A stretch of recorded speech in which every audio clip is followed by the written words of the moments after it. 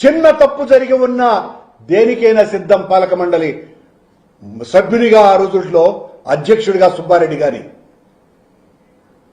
దానికి సంబంధించి వీడియో బయటికి తీసినారే. పెంచిలయ్య దోపిడీకి సంబంధించి వీడియోలు ఎందుకు బయటికి రాలేదు?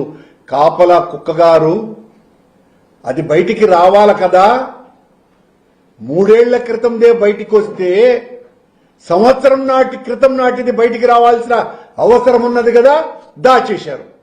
ఎందుకు దాచేశారు? అవి బయటికి వస్తే ఆ రోజు ఇంకా ఎవరెవరు దొంగతనం చేశారో కూడా దొరుకుతాయి కాబట్టి. ఈ పెంచిలయ్య కాదు, ఇంకా ఎవరెవరు దొంగతనాలు చేశారో అవి కూడా బయటికి వస్తాయి కాబట్టి ఆ వీడియో ఫుటేజ్లు బయటికి తీసుకురావటం లేదు. అసలు కానుకలకు భద్రత కల్పించాల్సినటువంటి ప్రభుత్వం, బిఆర్ నాయుడు నేతృత్వంలోని పాలక మండలి ఇకపై ఎవరూ స్వామివారికి కానుకలే ఇవ్వద్దు, చోరీ ఘటన ద్వారా కోట్లాది మంది భక్తులకు సందేశమిస్తున్నట్టు లేదా? ఇది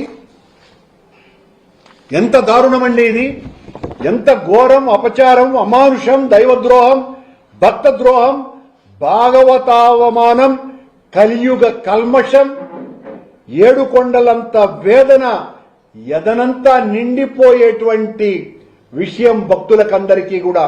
వరుస సంఘటనలు, పరకామణిలో కోట్ల రూపాయల దొంగతనం, స్వామివారి నెయ్యి నేలపాలు కావటం, భగవద్గీతను దూషించటం, దర్శనం కోసమని వచ్చి భక్తులు మరణించటం, గోమాతలు అకాల మరణం పొందటం,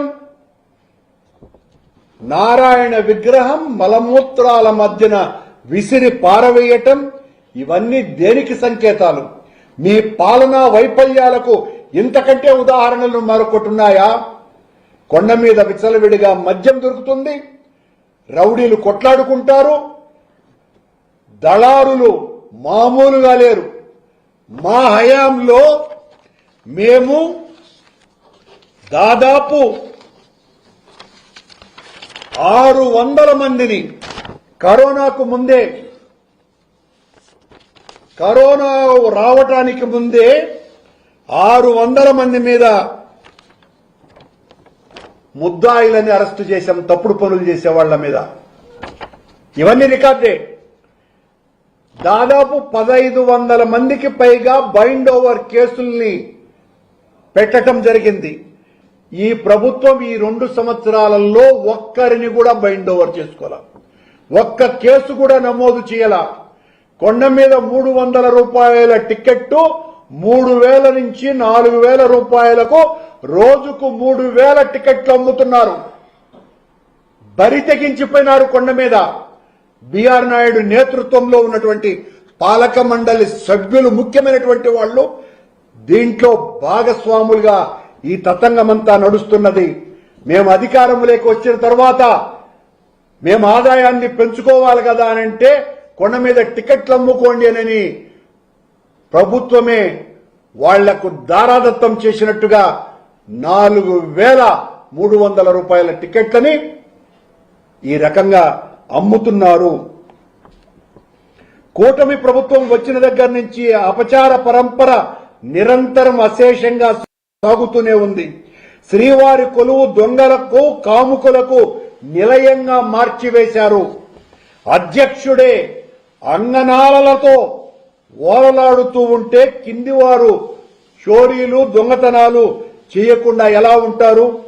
పీఠాధిపతులు, మఠాధిపతులు, ఆలయ రక్షణ జీఎంగార్లు, భక్తులు ఇప్పుడు తప్పనిసరిగా ప్రశ్నించేటువంటి సమయం ఆసన్నమైంది. అన్యాయాన్ని అనంత కోటి గొంతుకులతో నినదించాలి.